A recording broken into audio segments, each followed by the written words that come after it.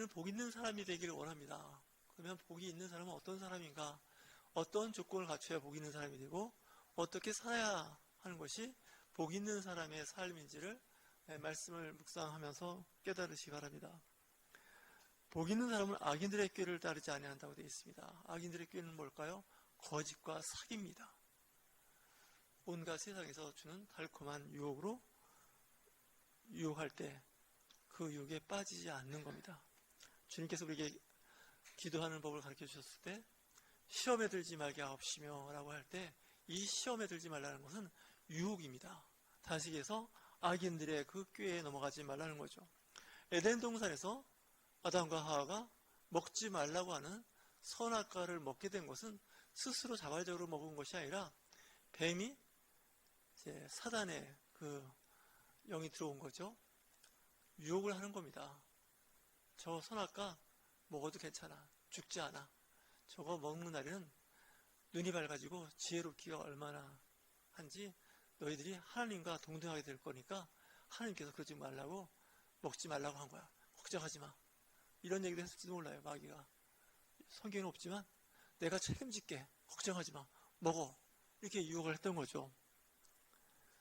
그리고 죄인들의 길에 서지도 않는다는 것은 죄인이 뭘까요? 예수 그리스도를 주를 영접하지 않는 사람들입니다. 그리고 그들이 잘 나가고 돈을 벌고 사업을 해서 있는다 해도 그곳에 있지 말라는 거죠. 오만한 자가 뭘까요? 교만한 자입니다. 이 사람은 벌써 압니다. 이렇게 보면 돈 있는 사람은 돈 있음을 자랑해요. 권력 갖고 있는 사람은 권력을 자랑해요. 명예를 갖고 있는 사람은 명예를 자랑해요. 그리고 그들이 유혹을 합니다. 내게 붙어라. 그러면 세상이 줄 수 있는 최고의 명예와 권력과 돈을 주겠다라고 유혹을 하는 것이죠. 예수님께서 40일 동안 금식한 후에 마귀한테 세 가지 유혹을 받는데 그 중에 하나가 뭘까요? 오만한 자리가 있습니다. 성전의 높은 자리로 들어갑니다. 요즘 말하면 교단의 최고의 자리입니다. 성전에서 뛰어내리라는 거예요. 그러면 천사들이 발이 다치지 않도록 보호해 줄 거라는 거예요. 시편에 나오는 말씀이에요. 마귀가 성경을 인용한다는 뜻이에요. 얼마나 좋을까요? 어차피 영적인 일을 예수님이 이제 시작하는 그런 단계에서 시험을 받을 때 나한테 한 번만 절하면, 내 편에만 붙으면, 나와 같이 일하면 이 세상 천하를 다 주겠다는 거예요. 이 유혹에 예수님은 말씀으로 물리치죠. 오만한 자리가 있습니다. 보니까 그 자리는 내가 있을 자리가 아니에요. 그러니까 그 자리에 안 가는 게 좋아요. 갔다가는 돈 잃고 명예 잃고 체면이 엉망진창이 돼요. 여러분 요즘에 정치 관련 재판을 보면 참 안타까운 거예요. 가문의 영광이고 친구나 친지들로부터 박수를 받았을 거예요. 근데 지금 어떻게 돼요? 재판을 받아요. 그리고 또 감옥에도 가야 돼요. 그 오만한 자리. 그런 자리가 있어도 안 하겠다고 했었으면 그때는 섭섭했는지 몰라도 이렇게 망신살이 뻗치지 않아요. 그러면 복 있는 사람은 어떤 거냐? 여호와의 율법을 주고하여 그의 율법을 주야로 묵상한다는 거죠. 항상 하나님의 말씀에 비추어서 내 삶을 돌이켜본다는 거예요. 하나님께서 기뻐하시는 일인지 하나님께서 원하지 않는 길인지를 분별해야 됩니다. 예수님께서 말씀하십니다. 생명으로 인도하는 길은 그 길이 좁고 협착하여 그리로 가는 자가 적다는 거예요. 찾는 자가 적다는 거예요. 하지만 멸망으로 인도하는 길은 그 길이 넓고 편해서 그 길로 가는 사람이 많다는 거예요. 인기 있는 자리가 있어요. 사람들이 가고 싶어하는 자리, 서로 가려고 하는 경쟁자의 그 위치에 가면 좋다는 거예요. 하지만 그 길은 하나님의 나라, 천국하고는 반대되는 길입니다. 세상에 한번 태어난 이상 뭔가를 치적이 있고 이름을 남기고 길이길이 자기를 기억해 주길 바라면서 사는 것이 사람의 생각인지도 몰라요. 하지만 하나님께서는 그 길을 원치 않을 수 있다는 거 아니겠습니까? 시냇가에 심은 나무가 있는데 철을 따라 열매를 맺는 거예요. 우리나라는 그래도 비가 많이 오는 나라라서 괜찮지만 이스라엘, 그 중동 지역은 비가 잘 안 와요. 다시 얘기해서 물은 곧 생수예요. 생명입니다. 나무들이 크게 자랄 수가 없습니다. 왜냐하면 물이 워낙 부족해요. 조금 풀이 났다가 가물면 그 풀도 말라버려요. 나무가 살려면 비가 어느 정도는 와줘야 돼요. 그런데 시냇가, 마르지 않는 시냇가에 나무가 심겨졌다는 것은 그 뜨거운 사막, 그런 곳에서 살아남을 수 있다는 거 아닙니까? 쉽게 얘기하면 오아시스 같은 곳에 나무가 심겨진다면 그 나무는 열매를 맺는다는 거예요. 물 걱정을 하지 않는다는 거죠. 여기서 물은 뭘까요? 생명수를 이야기하는 거죠. 예수 그리스도의 생명수를 받는 자는 목마름이 없습니다. 사마리아 여인이 대낮에 물 길러 왔습니다. 원래 낮에는 뜨거워서 여인들이 물 길러 오지 않습니다. 사람들의 눈을 피해서 물 길러 온 겁니다. 왜냐하면 물은 길어다 써야겠는데 사람이 많은 아침이나 저녁 때는 만나기가 부끄러워요. 왜냐? 지금 살고 있는 남자가 5번째 남자인데 이 남자도 정상적인 남자가 아니에요. 그때 그 우물가에서 예수님을 만나죠. 그 연유를 봤을 때는 6번째 남자예요. 세상이 주는 물은 소금물 같아서 먹어도 그 목마름이 해결되지 않아요. 오히려 더 많은 물을 마시게 되는 거죠. 짠 물은 계속 물을 마셔야 되는데 소금기 없는 물을 먹어야 되는데 소금기 있는 물을 먹기 시작하면 나중에 죽게 되는 거죠. 생수, 이 생수를 버린 사람이 이스라엘 사람들이었습니다.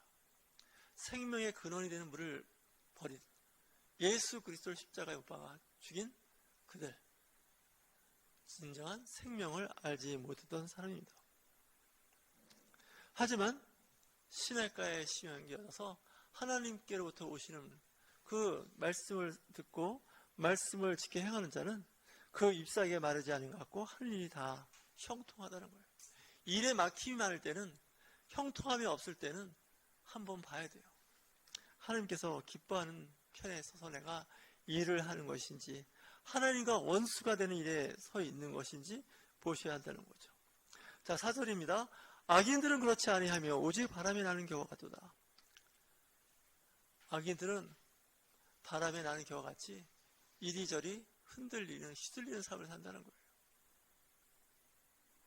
의인들은 안정적인 삶에서 그가 하는 일들이 다 형통한 데 비해서 악인들은 바람 부는 대로, 구름이 흐르는 대로 살아가는, 정처 없이 떠돌아다니는 인생을 살게 된 것을 말씀하고 있습니다.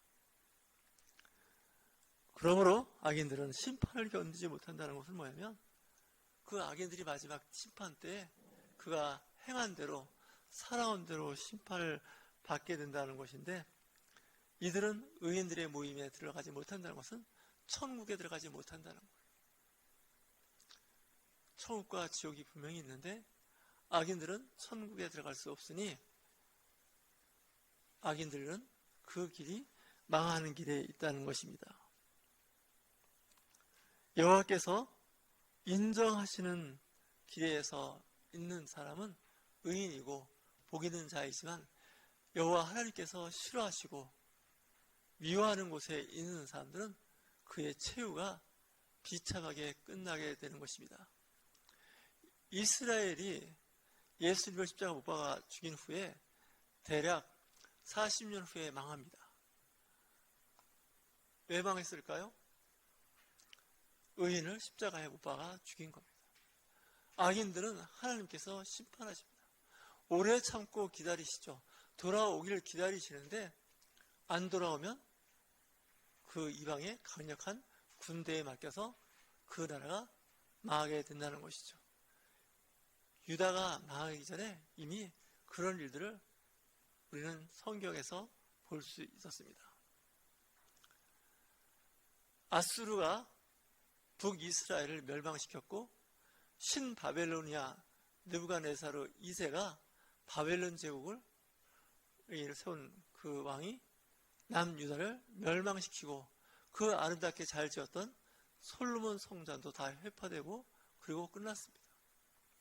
성경을 보면 이상할이 많지 세워진 건물과 세워진 성전이 흔적도 없이 다 무너지는 것을 우리는 봅니다. 역사에서 우리는 많은 것을 배우고 깨닫습니다.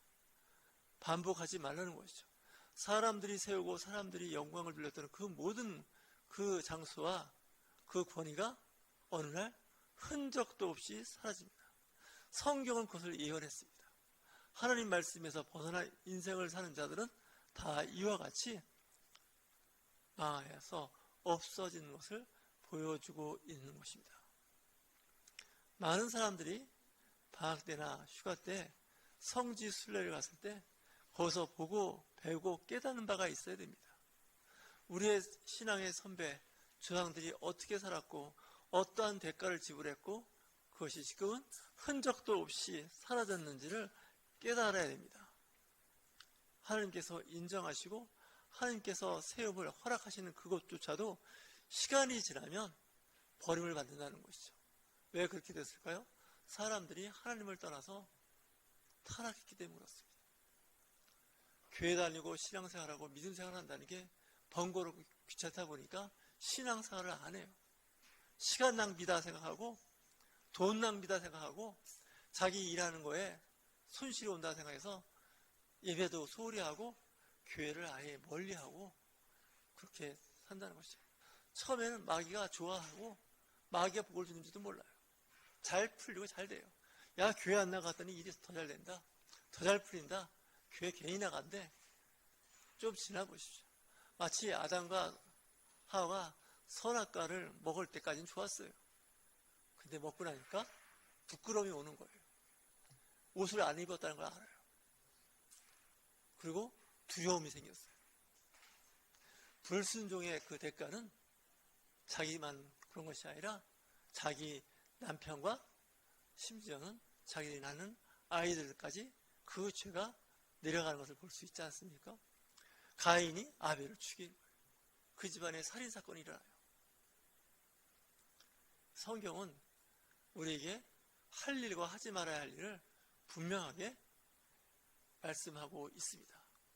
근데 마귀는 하나님의 일에 반대되는 일을 해요.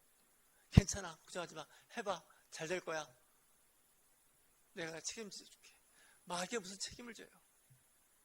마귀는 거짓말쟁이에요. 살인자예요.